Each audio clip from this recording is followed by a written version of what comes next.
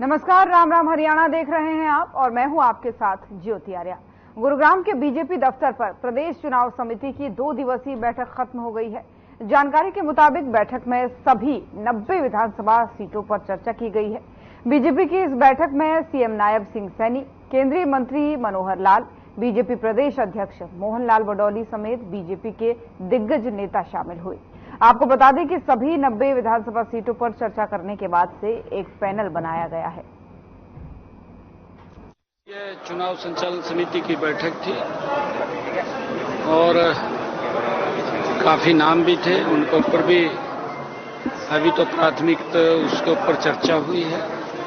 जितने हमारे पास प्रत्याशियों ने अप्लाई किया था, हर नाम के ऊपर चर्चा हुई है और केंद्रीय नेतृत्व से भी उसको भेजने का काम करेंगे। 90 की 90 सीटों के ऊपर हरियाणा की जो चुनाव समिति है उसने मीटिंग करी, सबने अपने सुझाव दिए, 3-3, 4-4 नाम तय हुए, किसी पे 4, ज्यादातर 3, और अब वो सारा का सारा चिट्ठा इकट्ठा करके हमारे प्रधान जी केंद्रीय इलेक्शन कमेटी को भेज देंगे, वो फैसला करेंगे। एक लंबी फेहरिस्त है, आखिरकार किस क्राइटेरिया पर पैनल तैयार किया गया है? देखो, ये क्राइटेरिया तो यही है विनेबिलिटी का, और कुछ नहीं है। आवेदन नहीं लिए हमने तो सब विधानसभाओं की चर्चा की है। जहां जहां जिनकी संभावनाएं जीत की थी, जो अच्छे कार्यकर्ता थे, उन सब नामों को बंद करके प्रदेश अध्यक्ष जी को दे दिया। वो राष्ट्रीय अध्यक्ष जी को पहुंचाएंगे, वहां वो बैठ करके यानी हमारा जो पार्लियामेंट्री बोर्ड है उसके सामने चर्चा करेंगे और रिजल्ट निकलेगा, सबके सामने आएगा। सर, कोई सूची है कितनी? कोई ऐसी सूची नहीं।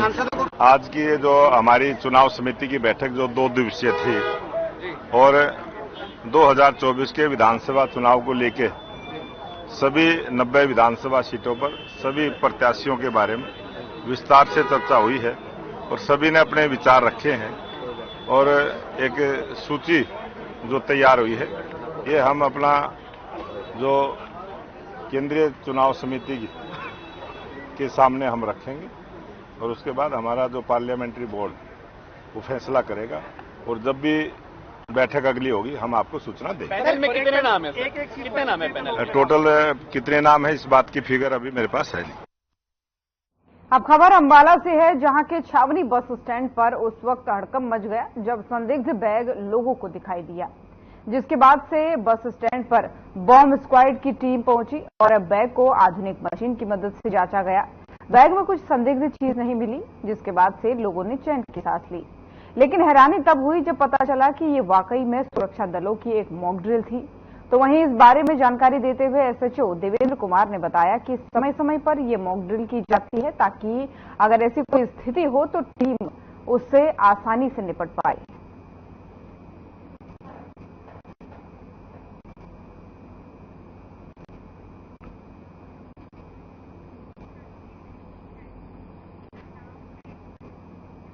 कांग्रेस प्रदेश अध्यक्ष और 2 सांसदों को हिरासत में लिए जाने पर विधायक चिरंजीव राव का बयान सामने आया है। उन्होंने कहा है कि ये लोकतंत्र की हत्या, मैं कड़े शब्दों में इसकी निंदा करता हूं।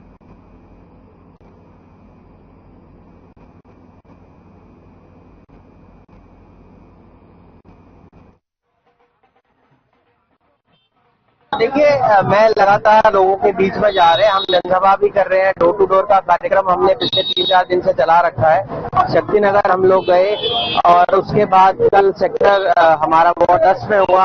आज हमारा यहाँ पर कार्यक्रम चल रहा है। हमारी सोच यही है कि ज्यादा लोगों तक पहुंचा जाए, अपनी बात को पहुंचाएं और जिस तरह का प्यार और आशीर्वाद लोगों का मिल रहा है, मुझे पूर्ण रूप से उम्मीद है कि 1 अक्टूबर को एक वोट हाथ के निशान पर लगाकर 4 तारीख को जब नतीजे आएंगे तो पूरी विधानसभा में जितनी भी है उनमें सबसे ज्यादा वोटों से रेवाड़ी जनता मुझे जिताकर भेजेगी।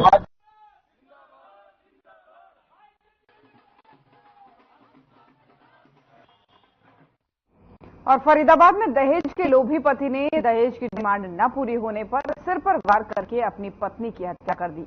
रक्षाबंधन से 2 दिन पहले ही बेटी का घर बसाने के लिए परिजनों ने 50,000 रुपये दिए थे, लेकिन आरोपी पति का पेट नहीं भरा। ये जानकारी 1 दिन पहले ही मृतक महिला ने फोन पर अपने परिजनों को बताया था।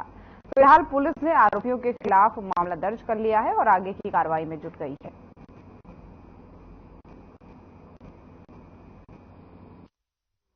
क्या मामला है पूरा, किस तरीके से? मामला जी, लड़की को बार बार परेशान करते थे दहेज के लिए। इससे पहले भी कई बार उन्होंने दहेज की डिमांड करी, एक दो बार हम लोगों ने पूरी भी की है। उसके बावजूद भी उनको बार बार प्रताड़ित कर रहते थे। गाड़ी के लिए कह रहा था उसका बाप, कभी किसी के लिए कहता हम उसको तलाक दे देंगे, ये कर देंगे, वो कर देंगे, मतलब उसको बार बार परेशान करते थे। फिर उसके बाद में हम ज्यादा परेशान हो गए तो हमने लड़की को अपने घर पे रोक लिया। घर पे रोकने के बाद में फिर उसके लड़के के मामा, उसके पिताजी और लड़का सब 4-5 आदमी जो भी आए थे, फिर उन्होंने कहा कि हमारी गारंटी है, अब आगे से कोई ऐसी बात नहीं आएगी, ना कोई शिकायत आएगी।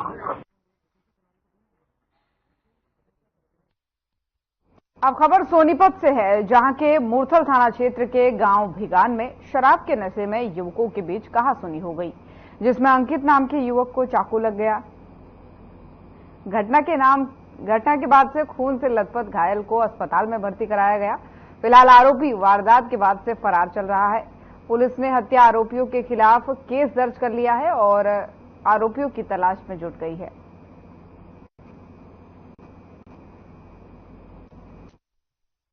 दिनांक 22-23 अगस्त की रात को कंट्रोल रूम सोनीपत से थाना मूर्थल में सूचना प्राप्त हुई कि अंकित निवासी बगान को मृत अवस्था में सरकारी अस्पताल सोनीपत लाया गया है। जिस सूचना पर थाना पुलिस सरकारी अस्पताल में पहुंची तो मृतक अंकित के चाचा संजय ने बताया कि रोहित ने पुरानी रंजिश रखते हुए अंकित को चाकू मार दिया और मुझे देख के मौके से भाग गया। अस्पताल लाते वक्त अंकित ने रास्ते में दम तोड़ दिया है। पुलिस ने इस शिकायत पर मामला दर्ज कर आरोपी की खोजबीन शुरू कर दी। सूचना ये मिली थी जी, उनका झगड़ा हो गया और फोन आया था 10:30 पौने 11 बजे। अच्छा, क्या नाम था अंकित? मरने वाले का क्या नाम? अंकित जी। अच्छा, कौन से गाँव का था? भिगान से। क्या मांग करते हो पुलिस से? पुलिस से ये मांग है जी, सजा दी जाए उनको।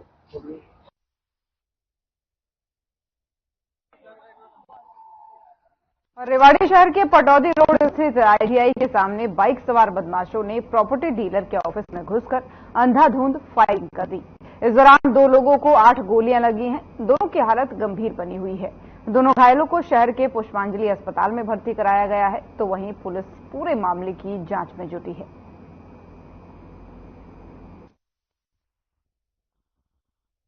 वो हमारे गांव के 5-4 लड़के हैं जो है, उन्होंने ये करवाई है। कोई एक जमीन का कोई मैटर है इनका उसमें, और पीछे भी मेरे भाई के 7 अक्टूबर महीने में पिछले साल इन्होंने गलत मतलब कि केस लगवा कर इसको भीतर करवा दिया था। अब कितने लोगों को लगी है? अब एक तो मेरे भाइयों के इसको लगी है और एक इसके साथी छावड़ी उसको लगी है। योगेश तो घर से दुकान से घर रहता है। मेरे फादर की दुकान खाद बीज की। आज सूचना मिली थी कि पटौदी रोड पे नजदीक ITI के पास गोलियां चली है। सूचना पाकर हम मौके पहुंचे हैं। यहाँ आने के बाद पता लगा कि भाई योगेश सैनी है, गोकलगढ़ गांव का रहने वाला है, और एक है उसका साथी अंदर यहाँ प्रॉपर्टी का एक ऑफिस है उसमें बैठे हुए थे। 2 लड़के आए जिन्होंने फायर किए हैं और जो अब तफ्तीश जारी है, इंजर्ड हॉस्पिटल में है। कितनी राउंड कर रहे हैं? लगभग 8 राउंड के आसपास।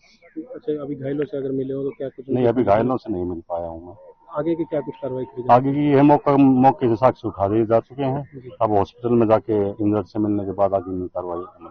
मेरे कुछ साथी है, अपने 2 भाई है, उनका जमीनी प्रॉपर्टी पे कोई बातचीत चल रही थी, तो गोकलगढ़ का एक नितिन जो ये गाड़ी फाइनेंस की उठाता काम कर रखा है, उसने अपने शूटरों के जरिए अपने कुछ बंदे भेजे। एक मोहित अनाड़ी लड़का जिसने जिम कर रखी है, एक विक्की ढाइना, एक सुधीर मोटा, एक कृष्ण लाला कोसली का। ये चारों आए और आकर यहाँ इन्होंने जैसे गोलियां चला दी मेरे साथियों पर। उनको 2 को चोट लगी है और हम ठीक है। आप तीनों बैठे हुए थे? हाँ जी। कौन कौन बैठे हुए थे? एक योगेश सैनी, एक रवि सालावासकर, योगेश सैनी गोकलगढ़ का। चरखीदादरी पुलिस ने फर्जी CM फ्लाइंग बनाकर मेडिकल स्टोरों पर छापेमारी करके रुपये ऐंठने वाले गिरोह का पर्दाफाश किया है और 3 आरोपियों को गिरफ्तार करने में सफलता भी हासिल की है। चरखीदादरी DSP मुख्यालय धीरज कुमार ने प्रेस वार्ता में जानकारी देते हुए बताया कि गांव सावड़ और बारडा स्थित मेडिकल स्टोरों पर फर्जी CM फ्लाइंग बनकर छापेमारी की गई, जिसमें मेडिकल स्टोर संचालक से रुपये ऐंठने का मामला भी सामने आया है। पुलिस ने मामले में कार्यवाही करते हुए 3 आरोपियों को गिरफ्तार किया है, जिनके पास से 2 गाड़ियां बरामद की गई हैं। वहीं आरोपियों को चरखी दादरी अदालत में पेश करके 2 दिन की पुलिस रिमांड हासिल की गई है।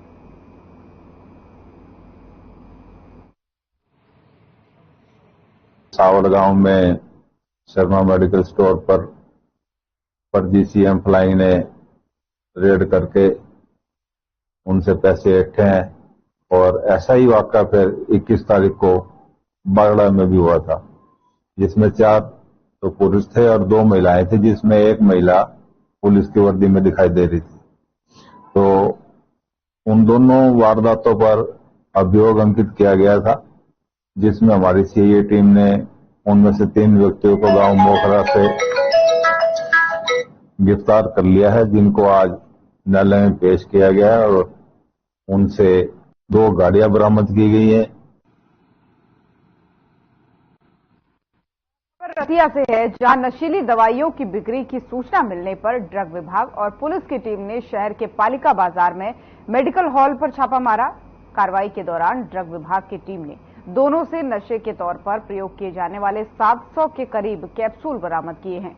तो वहीं कुछ अन्य खामियां पाए जाने पर विभाग की टीम ने संबंधित मेडिकल हॉल को सील कर दिया है।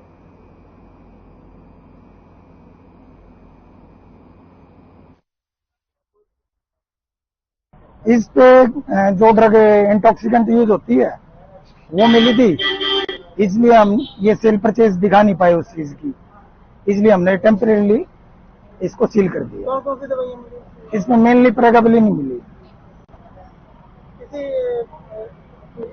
हाँ, ये हमारे पुलिस स्टाफ को इन्फॉर्मेशन दी, उन्होंने इनको कैप्सूल्स को पकड़ा है। और भी जांच की जाएगी?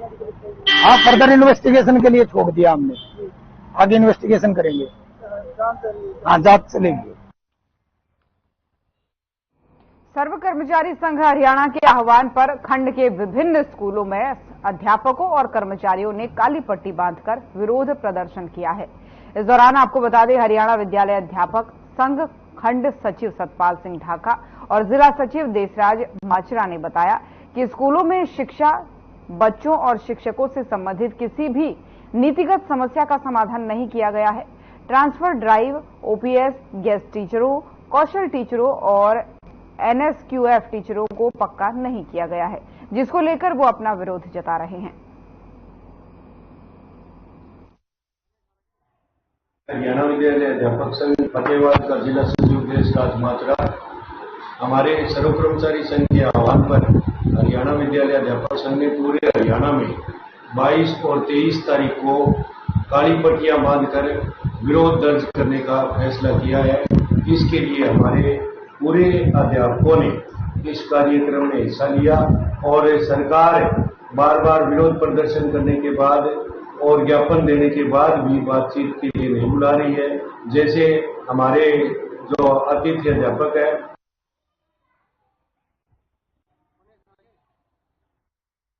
नूंह जिले के कंवरसीखा गांव के सरपंच पहलू खान को उपायुक्त धीरेन्द्र खटकड़ा के द्वारा सस्पेंड किया गया था, जिसकी अपील सरपंच पहलू खान ने कमिश्नर संजय जून फरीदाबाद मंडल से की थी। इस मामले में कमिश्नर फरीदाबाद मंडल संजय जून ने सरपंच के खिलाफ उपायुक्त धीरेन्द्र खटकड़ा द्वारा निकाले गए आदेश पर रोक लगाते हुए उन्हें बड़ी राहत देने का काम किया है। आयुक्त फरीदाबाद मंडल संजय जून ने अपने आदेश में कहा कि मुकदमा नंबर 338 दिनांक 30 दिसंबर 2021 उसके सरपंच ग्राम पंचायत चुने जाने से पूर्व का है और आज तक माननीय न्यायालय ने उसके विरुद्ध आरोप तय नहीं किए हैं।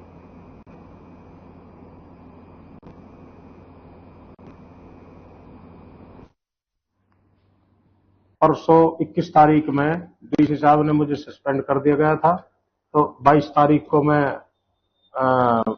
कमिश्नर साहब ने फिर मुझे वो दे दी थी, स्टे ऑर्डर दे दिए थे। तो मैं ये कहना चाहता हूँ आप लोगों से, आप लोगों के माध्यम से, कि जो ये आदमी है हाजी सुबराती है, इसके एक भतीजा है एक्स सरपंच शौकत, उसका लड़का रोबिन है, एक अमजद है, इन लोगों ने बड़े घोटाले कर रखे हैं। 2005 से लेकर आज तक कोई 16 तक का आज तक कोई रिकॉर्ड जमा नहीं किया इन्होंने। अब खबर फरीदाबाद से है, जहां टूरिज्म विभाग ने 7 महीने से काम की पेमेंट का भुगतान नहीं किया। जानकारी के अनुसार सूरजकुंड मेले को लेकर फरवरी में टेंडर के तहत काम किया गया था। ठेकेदार के मुताबिक उसने पेमेंट के लिए टूरिज्म विभाग को फरीदाबाद अधिकारियों समेत मुख्यालय के अधिकारियों तक गुहार लगा ली। जिला उपायुक्त से 4 बार मिलकर अपनी समस्या बता दी। मुख्यमंत्री पोर्टल पर भी शिकायत करने के बावजूद कोई हल नहीं हुआ। अब परेशान होकर ठेकेदार ने मीडिया से गुहार लगाई है कि उनकी परेशानी मुख्यमंत्री तक पहुंचाई जाए और उनको उनके किए काम के पैसे मिल सकें।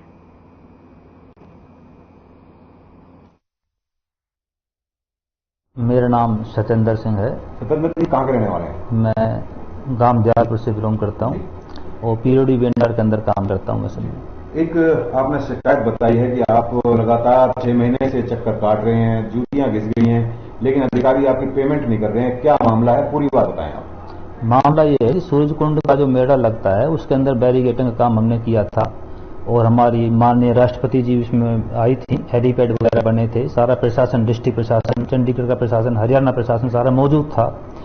तो सारा काम उनकी प्रेजेंस के अंदर किया था हमने।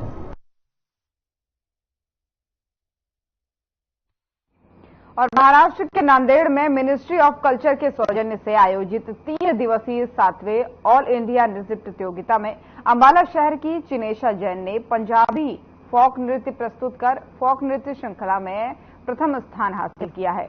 इस प्रतियोगिता में देश भर के विभिन्न प्रदेशों से आए सैकड़ों प्रत्याशियों को अंबाला की चिनेशा से पछाड़कर ये सफलता उन्होंने हासिल की है।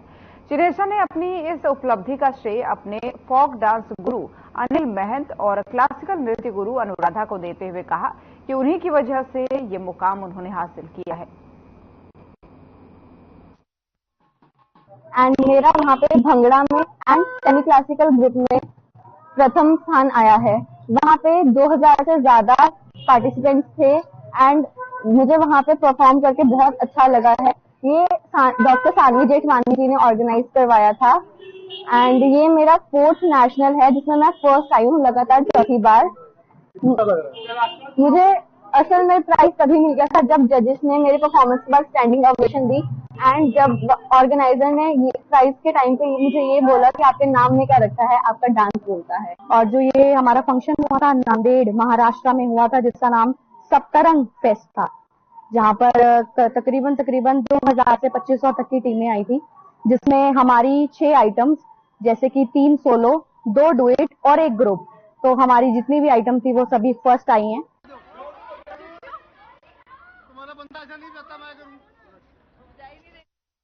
और सोशल मीडिया पर कांग्रेस विधायक मामन खान और उनकी पार्टी के पक्ष में वोट न देने पर गोली मारने की बात कहने का वीडियो सुर्खियां बटोर रहा है। नूंह पुलिस ने मामले में त्वरित कार्रवाई करते हुए सोशल मीडिया पर दिख रहे 2 युवाओं के खिलाफ कई धाराओं के तहत मुकदमा दर्ज कर उनकी तलाश शुरू कर दी है। वहीं जानकारी के मुताबिक पुलिस ने सोशल मीडिया पर नजर रखने के लिए एक टीम भी गठित कर दी है। वहीं आपको बता दें साथी की टीम के सदस्य मनोज कुमार ने साइबर क्राइम थाना पुलिस को शिकायत में कहा कि 2 युवा फिरोजपुर झिरका के विधायक मामन खान और उनकी पार्टी के पक्ष में वोट करने की कह रहे हैं और साथ ही वोट न देने वालों को गोली मारने की धमकी दे रहे हैं। उधर इंस्पेक्टर जसवीर सिंह ने मामले में बताया कि वीडियो में 2 लड़के अपने आप को झिमरावट गांव का बता रहे हैं। हमारे पास मनोज जो हमारा सोशल मीडिया सेल इंचार्ज है उनकी तरफ से कंप्लेंट तहरीर आई है, जिसमें 1-2 व्यक्ति यूट्यूब चैनल है उनका, उस पर व्यक्ति विशेष के वोट मांगने और आम जनता को धमकाने, उसको हराने की बात पर जान से मारने की धमकी देने के बारे में पर्चा दर्ज किया गया है हमने, जिसकी जांच चल रही है, तफ्तीश जारी है। अभी व्यक्तियों की शिनाख्त नहीं हो पाई है जो अपने आप को झिमरावट गांव का नाम ले रहे हैं और व्यक्ति विशेष, पार्टी विशेष को वोट देने की अपील कर रहे हैं और ना देने और हराने की बात पर जान से मारने की धमकी दे रहे हैं, जिससे आम जनता में डर का व्याप्त है। पुंडरी के पाई गांव में पानी की निकासी न होने से गांव के गंदे पानी में रहने को मजबूर गांववासी जो है काफी परेशान हैं। उधर रोड पर रहने वाले ग्रामीणों ने कहा कि इस गंदे पानी से होकर गांव की बेटियां शिक्षा लेने स्कूल जाती हैं। वहीं पत्रकारों से बात करते हुए गांव की ही स्कूल छात्रा ने कहा कि हमें स्कूल जाने के लिए इस गंदे पानी से निकलना पड़ता है। और छात्रा अंशु ने बताया कि कभी कभार तो हम इस पानी से निकलते हुए गिर भी जाते हैं और दूसरा कपड़ा बदलने के लिए स्कूल के लिए लेट पहुंचते हैं। इसके साथ ही ग्रामीण पीड़ित महिला ने पत्रकारों से बात करते हुए कहा कि ये गांव में आने जाने का मेन रास्ता है और गंदे पानी में पनपने वाले कीट पतंगों और मच्छरों से बीमार रहने का हर समय डर लगा रहता है।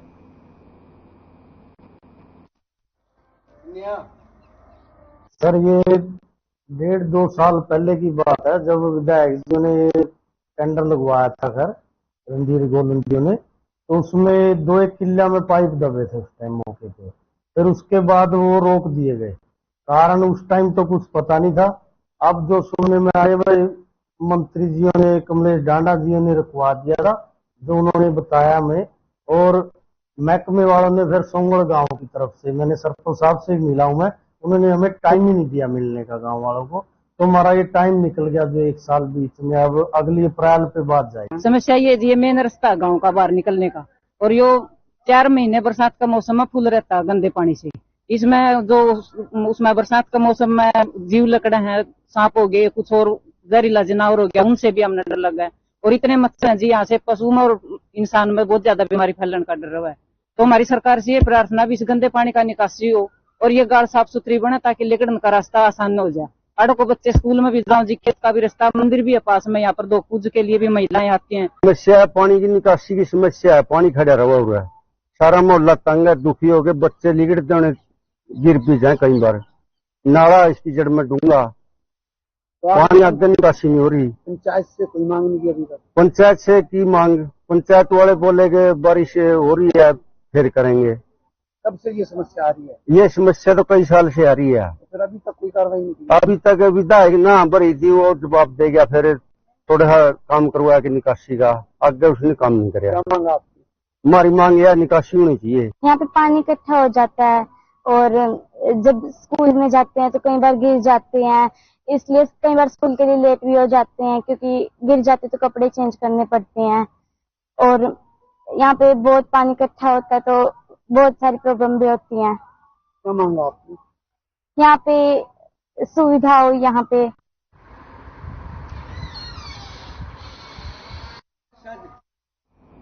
बाढ़ड़ा खंड के गांव कादमा में किसान संगठनों द्वारा कादमा गोलीकांड में मारे गए 5 किसानों को श्रद्धांजलि अर्पित की गई। 23 अगस्त 1995 को बिजली कटौती और अत्यधिक बिल बढ़ोतरी की समस्या को लेकर क्षेत्र के किसान एकत्रित हुए थे। अत्यधिक भीड़ को नियंत्रित करने में पुलिस और किसानों के बीच नोकझोंक होने से पुलिस ने किसानों पर गोलियां चला दी, जिसकी वजह से क्षेत्र के 5 किसानों की मृत्यु हो गई थी। तब से लगातार हर साल किसान संगठित होकर के यानी एकत्रित होकर के मारे गए किसानों को श्रद्धांजलि अर्पित करते हैं।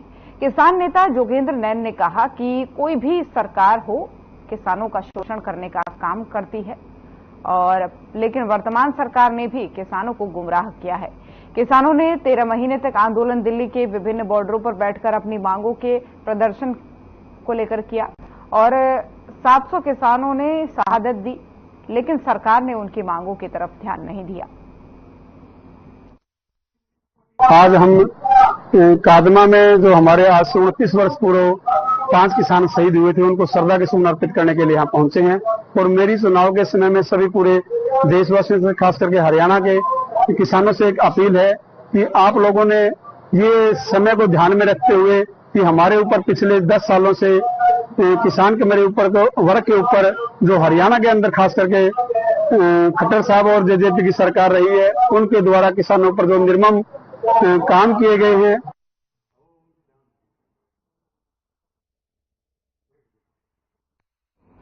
राम राम हरियाणा देख रहे थे आप। बुलेटिन में फिलहाल इतना ही। खबरें लगातार जारी हैं। नमस्कार।